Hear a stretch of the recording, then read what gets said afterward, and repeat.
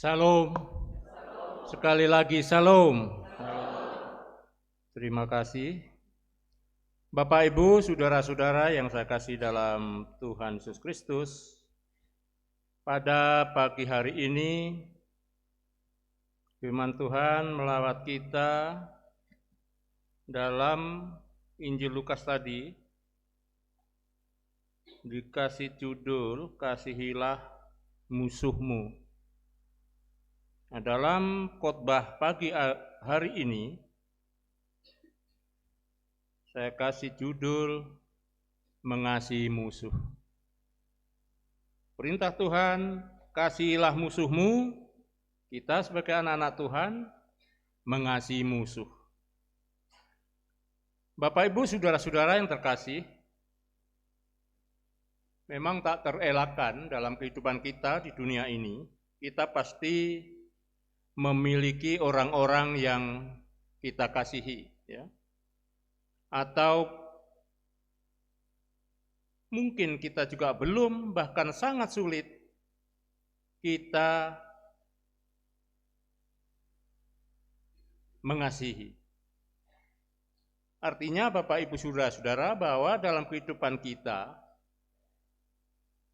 ada kita mengasihi seseorang atau kelompok atau orang lain atau kaum, tetapi juga kita masih belum mengasihi kelompok atau seseorang atau kaum. Nah, pada orang yang kita kenal baik, kita mungkin lebih mudah untuk mengasihi mereka. Tetapi bagi orang yang kurang kita kenal, terlebih yang kita benci atau yang memusuhi kita akan mengalami kesulitan untuk mengasihi mereka. Misalkan begini, Bapak, Ibu, saudara-saudara, pagi-pagi ada telepon melalui HP dan diangkat, dia bilang halo. Nah, setelah diangkat tahu nomornya, dia bilang halo cinta. Nah, itu entah siapa yang biasanya seperti itu. Ada apa? Sonde. Dan kamu bikin apa? Sonde bikin apa-apa? Bilang sonde ke gereja. Sonde. Oh. Tidak lama ada telepon lagi. Halo? Halo? Siapa ini? Kamu siapa? Salah sambung, langsung banting. Nah, dari dua gambaran ini Bapak, Ibu, saudara-saudara, ini menunjukkan bahwa tatkala kita kenal dengan orang yang kita kenal, kita buru-buru menunjukkan halo cinta. Tapi tatkala mendapat telepon dari orang yang kita tidak kenal, pasti kita terganggu, begitu. Ya. Nah, itu contohnya. Bapak, Ibu, saudara-saudara, sering peristiwa pertengkaran, peristiwa traumatis yang melukai hati dan merugikan membuat kita ini terpisah. Kita terpisah satu sama lain. Ya. Kita tidak ada hubungan dengan yang lain. Nah, secara alamiah kita pasti acuh terhadap situasi seperti itu. Ya. Kita pasti membiarkan saja, bahkan kita geram terhadap mereka. Namun Bapak, Ibu, saudara-saudara, apa ajaran Tuhan Yesus terhadap orang yang kita benci atau yang membenci kita? Nah, dalam bacaan kita, Bapak, Ibu, saudara-saudara, ajaran Tuhan Yesus sungguh sebenarnya apa ya? Tidak masuk akal. Coba kita masukkan di akal kita. Kita mau mengasihi orang yang tempeleng kita terus-terusan. Bisa mengasihi? Orang yang membenci kita, orang yang memfitnah kita, orang yang memaki kita, bisa mengasihi? Enggak masuk akal rupanya, ya. Enggak masuk akal. pasti kita tunggu. Apalagi tidak terpilih ada dalam pemilihan apa daerah, kok pemilihan RT, kok pemilihan kepala desa. Jadi dia tidak pilih saya ini tahun ya, tunggu 4 tahun lagi. Kalau saya jadi awas lu desa kasih bagian dan lain sebagainya. Entah dapat bagian apa. Jadi hal-hal ini kenyataan hidup Bapak Ibu Saudara-saudara. Kita tidak bisa pungkiri dan kita tidak bisa pungkiri hati kita. Ajaran Tuhan Yesus ini memang luar biasa. Dan inilah yang diterima oleh kita sebagai anak-anak Tuhan untuk bisa menerima ajaran seperti itu. Bapak Ibu Saudara-saudara yang terkasih, sebenarnya dalam ajaran Tuhan Yesus ini, Yesus hendak mengajarkan kepada kita untuk menyelesaikan sesuatu masalah ataupun keadaan yang sedang kita hadapi. Yaitu dengan cara yang berbeda dari konsep yang sudah umum kita ketahui dalam kehidupan kita. Kalau sesuatu yang sudah umum kita ketahui, ya kalau kita memang dibenci orang, ya ngapain kita mau toek lagi, kan begitu. Tapi ini harus berhadapan dengan situasi yang berbeda dengan kebiasaan kita. Yesus juga mau mengajarkan bahwa ada cara yang jauh lebih baik daripada yang sudah umum yang kita alami. Nah, sebenarnya di situ inti. Yaitu cara hidup orang yang tinggal dalam kerajaan Allah atau sebagai anak-anak Allah. Nah, cara hidup anak-anak Allah yaitu hukum kasih. Jadi ini hukum yang paling tinggi di sini. Harus ada hukum kasih itu.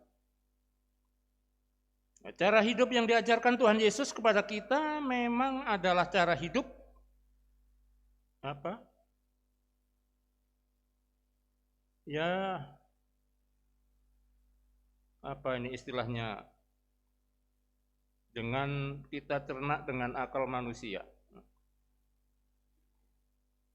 Sebab ajaran hidup yang kita terima adalah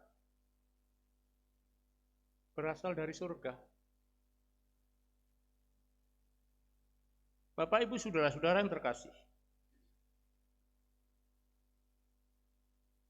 Dan dalam bacaan kita tadi juga justru Yesus menegaskan bahwa dengan mengasihi musuh, bahkan memberkati dan mendoakan orang yang mengutuk ataupun mencaci kita, dengan demikian identitas kita sebagai anak-anak Allah menjadi nyata. Jadi kita tidak kabur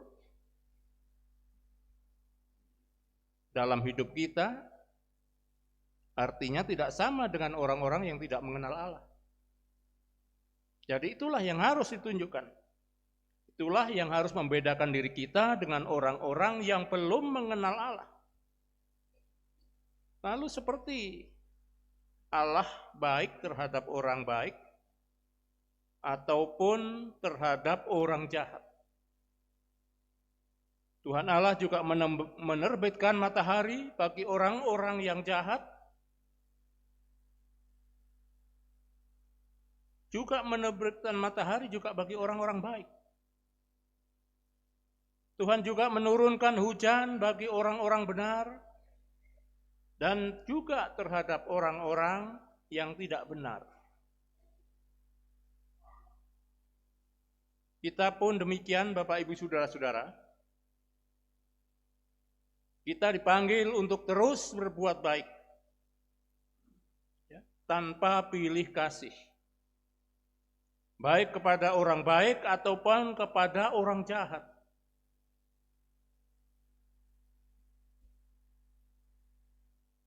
Jadi kalau kita melihat orang jahat atau musuh Bapak, Ibu, Saudara-saudara, supaya kita bisa berbuat baik kepada mereka, yang kita lihat bukan orangnya.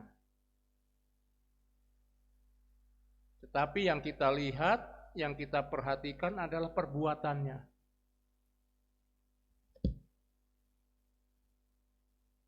Kalau kita benci pada YW, siapa yang tahu nama YW? Di YouTube banyak. Bilang orang Kristen itu Alkitabnya palsu. Ya. Yesus itu bukan Tuhan.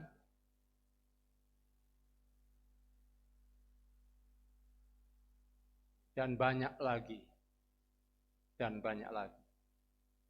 Tentunya kalau kita mendengar itu, hati kita mendidih, tersinggung berat. Nah, kalau kita mau supaya kita dapat membalas mereka, mereka jangan kita lihat orangnya. Tapi lihatlah perbuatannya yang kita benci, tapi bukan orangnya. Nah, kalau kita melihat orangnya, maka kita akan jatuh pada hal yang sama pada orang tersebut yang membenci kita.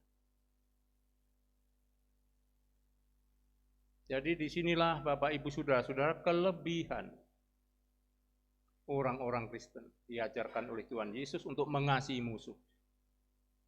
Yang walaupun dengan kita terseok-seok mau menjalaninya, kita harus menjalani itu. Walaupun sulit dalam kehidupan kita harus menjalani itu. Jangan mengasihi musuh. Mengasihi saudara juga kadang-kadang setengah-setengah. Nah, di sini Bapak Ibu Saudara-saudara. Nah, kita pun sebagai anak-anak Tuhan, kita harus terus berbuat baik tanpa pilih kasih, baik kepada orang baik ataupun kepada orang jahat. Yang kita benci adalah tadi itu perbuatannya. Tapi sikap perbuatannya ini selalu pribadinya ini selalu kita kasihi dan kita doakan supaya orang itu berubah.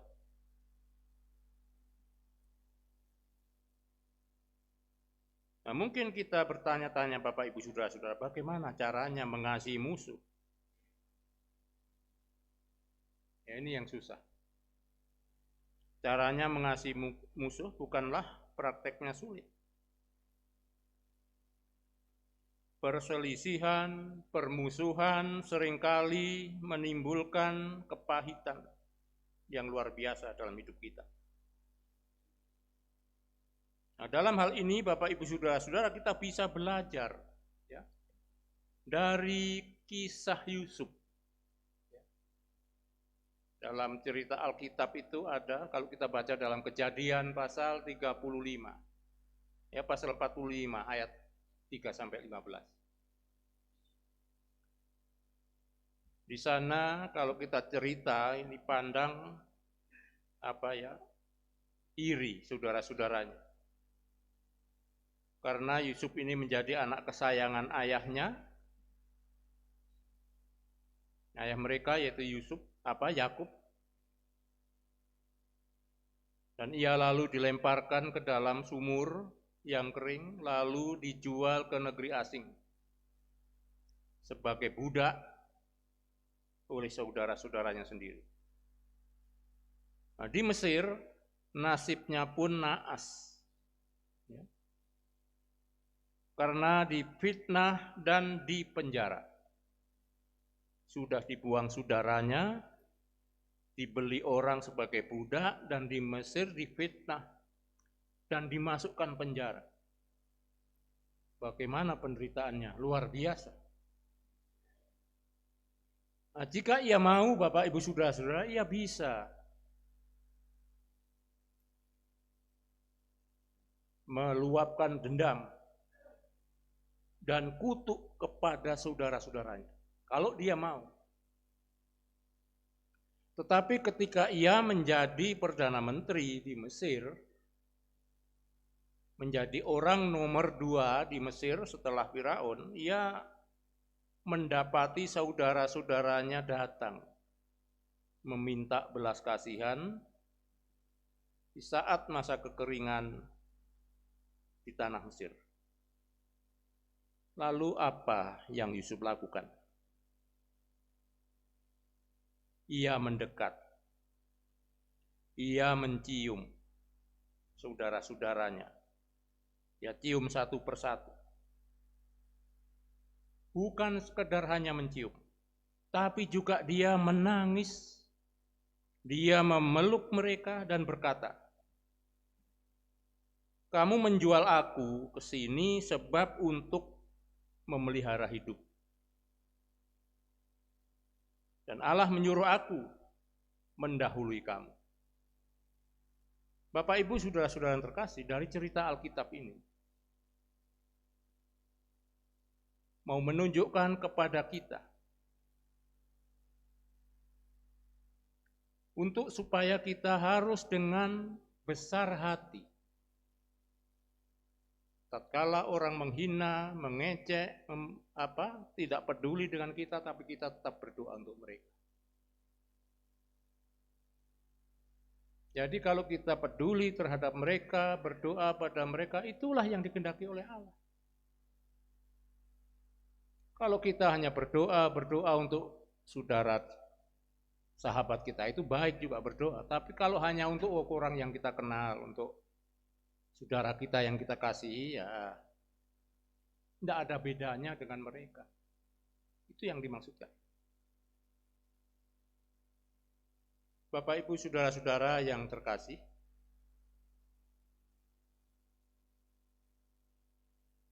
kalau dalam cerita tadi, adakah hati kita masih terbeban? Karena kita terluka dalam perasaan kita.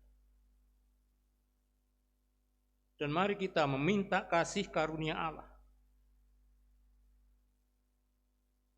untuk memenuhi hati kita agar kita ini mampu mengasihi orang lain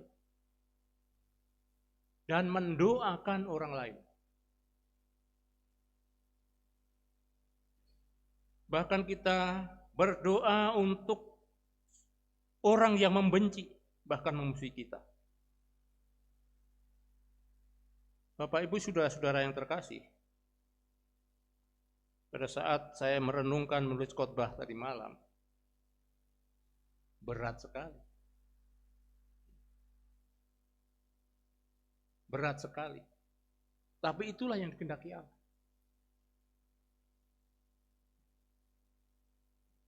Jika ada orang yang memusuhi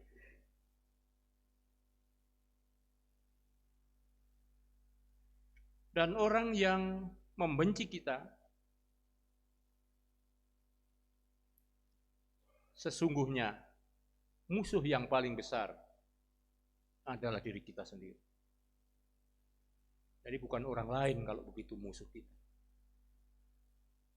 Jadi musuh yang paling besar adalah diri kita sendiri tatkala kita mau kosonde mengasihi orang lain itu. Mengasihi musuh itu. Kalau tidak mau berarti kita kalah dengan diri sendiri. Kita harus menang dengan diri sendiri. Jadi saya renung-renungkan luar biasa ajaran Tuhan Yesus ini. Memutarbalikkan fakta kehidupan. Tidak ada ajaran seperti itu di dunia ini. Nabi siapa yang ngomong begitu? Zaman bangsa Israel saja, gigi ganti gigi, mata ganti mata. Kalau kamu membunuh saya, balik saya bunuh. Kalau kamu mencurangi saya, nanti saya curangi kamu. Tapi ajaran Yesus luar biasa, tidak ada dalam Alkitab yang lain atau kepercayaan lain. Untuk mengasihi musuh. Tempeleng titik kiri, sorong yang kanan. Siapa ada sih? Di sini pun mungkin tidak ada ya. Siapa yang berani saya tempeleng sorong yang kanan? Tidak ada. Saya juga berat, kiri saja sudah sakit, taruh lagi di kanan, tambah merah. Ini pengajaran Tuhan Yesus yang harus kita telan dengan baik-baik.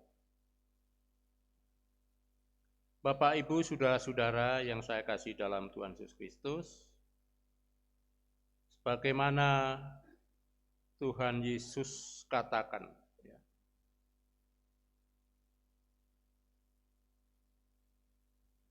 dalam ayatnya yang ke-31.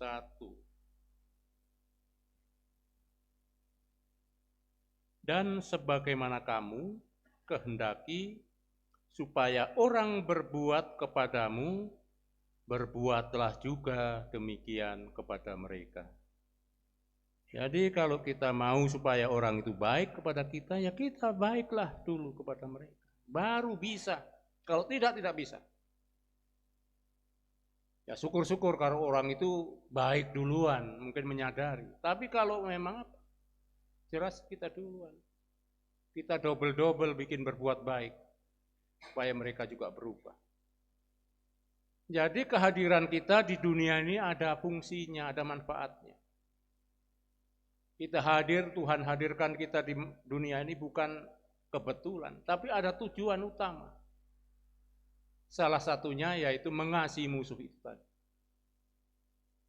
Supaya dari pengajaran ini semua orang Kristen, semua orang percaya, tatkala kita dimaki-maki di kiri kanan, tapi jangan kita balas dengan makian. Memang panas, tapi berusaha didinginkan oleh diri sendiri.